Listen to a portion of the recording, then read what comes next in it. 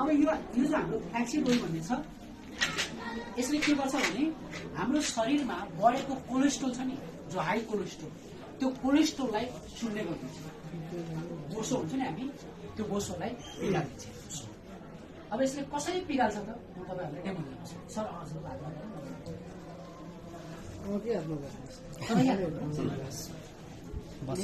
कोटवाला जादु पनि हुनसक्छ होइन।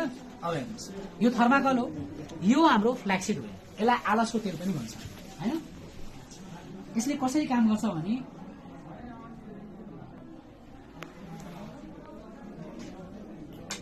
यो हाम्रो शरीरको चर्बी हो, के हो चर्बी, कोलेस्ट्रोल, बोसो है। तपाईँले खानुभयो यो फ्ल्याक्सिड ओइल, उहाँको हातमा हेर्नुलाई है। अब तपाईँले के खानुभयो, यहाँको यो फ्ल्याक्स ओइललाई खानुभयो है। अब हातमा हेर्नुहोस् है,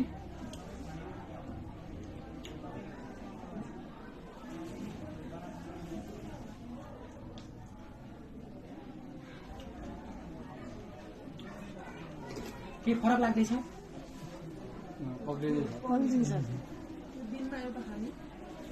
भन्छु ल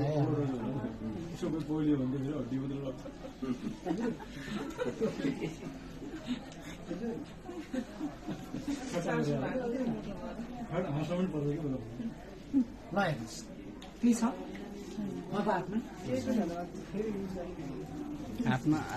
यसरी तपाईँको शरीरको चर्बीलाई पुरा पिगाल्छ। म एक दिनमा यसरी डेमो देखाउँदै 10-12 क्याप्सुल खान्छु।